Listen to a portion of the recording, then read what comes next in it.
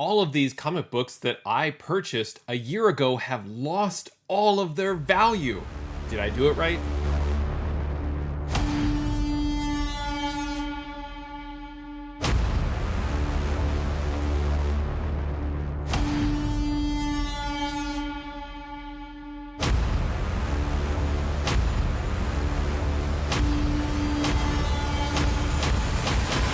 Hey there, today I have an unboxing video, and in this video I'm going to open up an order of comic books that I placed a year ago from Mile High Comics.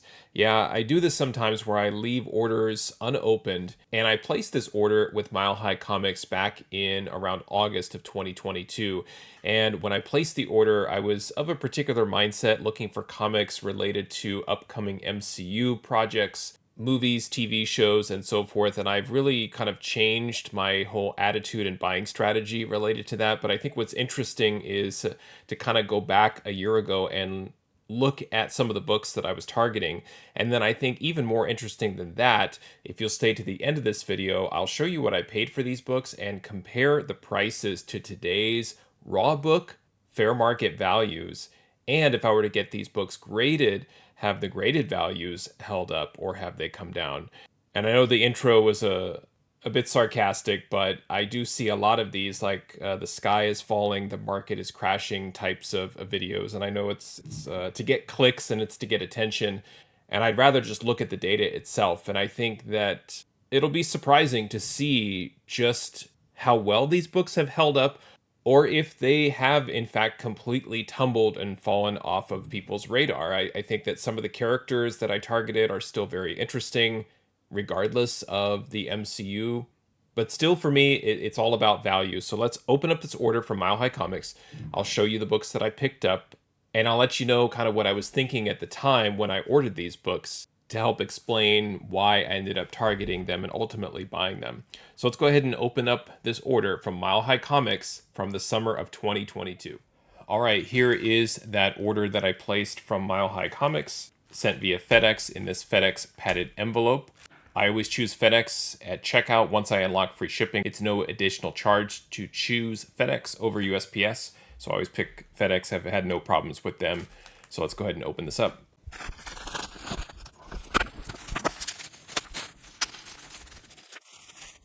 All right, let's take a look at the books here. The first book is Iron Man Annual number 5. This one I picked up because at the time we were all kind of waiting for Wakanda Forever, and this is a storyline that takes place in Wakanda where Madam Slay right here, she ends up resurrecting Killmonger in the story, and there was some thought behind tying in this book here with the Wakanda Forever movie. Didn't quite work out that way. As far as I can remember, Madam Slay did not show up there, but just a very interesting book. I think that this one is like almost perfect as an annual. It is a full story that truly is kind of a one-off. It's an all-new 39-page epic here. That's what was kind of neat about the annuals back in the day, is it was just this really nice standalone story that kind of stood apart from the main storyline. The next, continuing the Wakanda Forever speculation, is Black Panther number 5. This is the first appearance of Shuri as Black Panther. Now, this one's a little tough because it is the first appearance of Shuri as Black Panther in story, but she did appear on the cover of Black Panther number 1 4 issues previously. But because it wasn't in the story, this one was still holding value because it was the first time Shuri was Black Panther in the interior pages. Also, you can't beat the great J. Scott Campbell covers.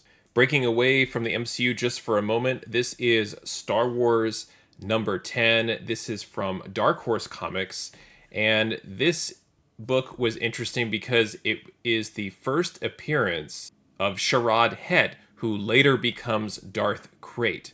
And if you remember from Last Jedi, the sort of salt planet, that planet was named Krayt, potentially after Darth Krayt. There was some tie-in there. It was loose, but it was there nonetheless.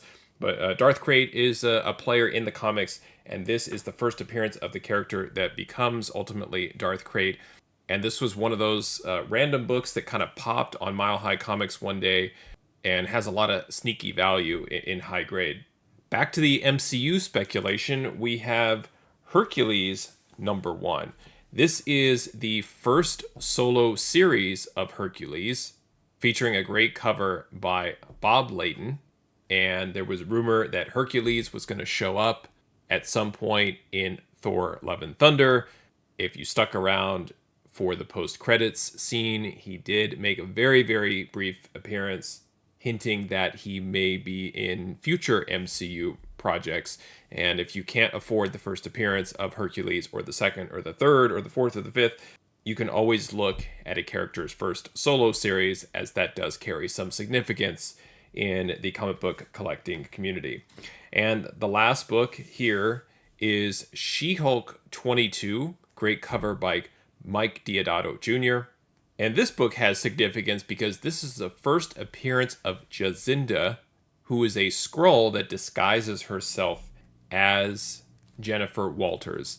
Again, lots of rumor and speculation surrounding the She-Hulk show. Would the Skrull make an appearance, or would the upcoming Secret Invasion show feature some of our favorite Marvel characters being impersonated by Skrulls, and would their Skrull counterparts, characters' first appearances, be significant enough to pick up their first appearances in the comics? And so that's why this one also had a little bit of heat a year ago. So those were the books that I picked up from Mile High Comics. I'm really hoping that all of these are at least in near mint condition. That is where I purchased all of them in the Mile High version of near mint and apostrophe mint. So now let me show you what I paid for these books and compare the cost of the books to current fair market values. And if I were to get the books graded, I'd like to see if they still have potential in a 9.4 or a 9.8. All right, here is that order that I placed with Mile High Comics on August 18th, 2022. I was invoiced $200.80 for the order. I paid $6 insurance. Shipping was free, and there was no tax. And you can see the column I amount is the original price, and then I used their 60% coupon code, so the actual price in column L is what I paid for the books. Now, if I compare these books to the cover price fair market value listed here in column U, and you can then see against column Z what I paid for the books to determine if I added any value here in column AA to my collection. And you can see from a raw book perspective a very slight loss of $1.80. Now, 3 books lost raw value as compared to what I paid for them. Hercules #1, I paid $22.80. It currently has a fair market value of $5. She-Hulk 22, I paid over $25 for that book. It has a cover price fair market value of about $20. And I paid $22.40 for Iron Man #5. It has a fair market value of $20. The 2 positive entries were the Black Panther #5. I paid $81.20 for that book. That's a lot, but again, the risk is not as great because I'm ordering from Mile High Comics, so I would expect that book to be in the 9.4 range with a legitimate shot at a 9.8. But even from a raw book perspective, it is worth $86 currently for a modest gain of $4.80.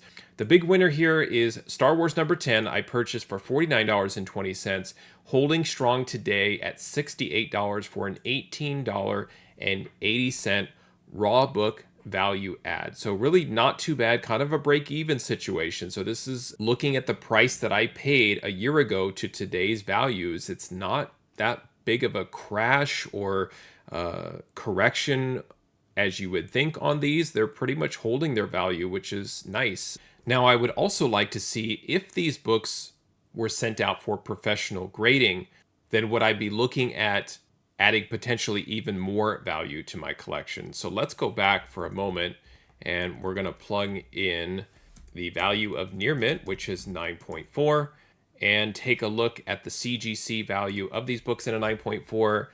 And yes, for the most part, they all have some value. Black Panther #5, under what I paid for it at $76.33. Hercules number 1, 75 bucks and a 9.4. Iron Man Annual number 5, 62. She-Hulk 22, worth less than it cost to slab a book at 22.67. And Star Wars number 10, 68.33, not too bad. So if I'm looking at the CGC value add, and this is if I were to send these books off for grading, what would it cost me to ship them, have them graded by CGC, so paying for those grading fees and so forth? It would not be worth it to send all of these books in hopes to get 9.4. I'd be looking at a near $60 loss. But let's take a look and see what the potential is if all of these books are a 9.8. I'm hoping that all of them have some sort of shot at a 9.8. I don't believe that all of them will be 9.8s, but there is a good chance that some of them might be.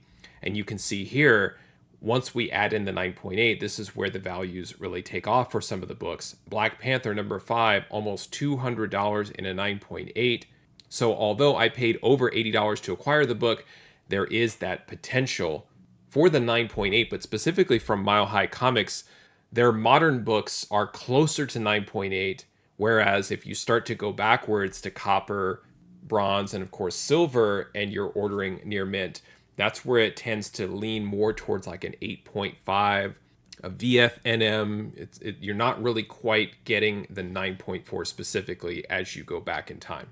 So that's where it's kind of a risk-reward situation there with Black Panther 5. For Hercules number 1, $114.33 and a 9.8. Really not too bad for a $23 investment.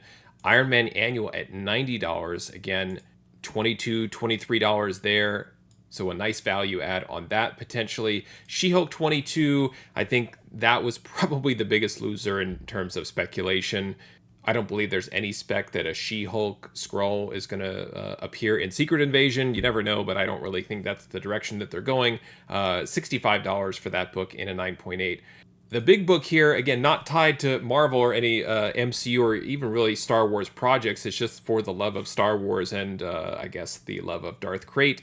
$370 for that Star Wars number 10. And a lot of those Dark Horse Star Wars books, if they are considered to be keys in the Star Wars comic book collecting community, and they're considered to be rare, which some of those Dark Horse comics are, just because the Star Wars books sat in dollar bins for so long that it's hard to find them in high grade, this one has the most potential in this order at $370. Now, if I'm looking at what is my graded CGC value add potentially for my collection, these 5 books, if they were to hit 9.8, could add $473.11 of value potentially to my collection if I were to send them all for grading and they did hit the 9.8. So not too bad for 5 books. Again, this order is kind of being carried by Star Wars 10, obviously. But what I think is nice is though, even though the rumors and the speculation has kind of died off for these books, it's nice to see that the values are still holding strong. Particularly if I were to get them graded and they hit a 9.6 or 9.8. They're all still great books. They're all revolving around significant characters within the comic book storylines, which I've talked about before, which I think is really kind of where everybody's heading now. It's moving away from speculating on characters and storylines showing up on some sort of piece of media or screen, whether it be animation, streaming, live action theater.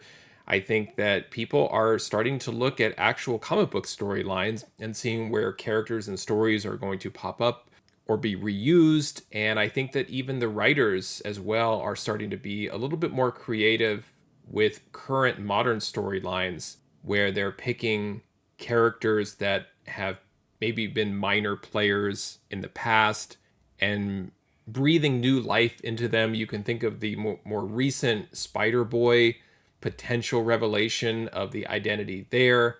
Before that, Hallows Eve, also in the pages of Spider-Man.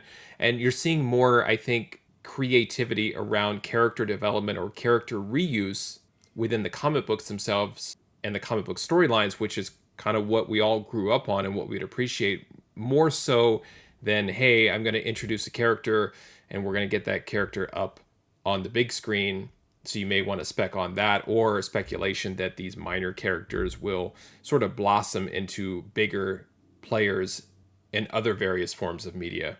And I think that these comic books that I picked up all involve characters that will always be important or significant within the comics themselves. If you're talking about Madam Slay, Killmonger, Iron Man, She-Hulk, the Skrulls, Hercules, Black Panther, Storm, Shuri, these are all very solid, grounded characters that have been with us for quite some time and will continue to be with us in the various comic book universes. If you like this video, please consider leaving a comment, and also please consider joining the channel for additional membership perks. Thanks for watching, happy collecting, and see you next time.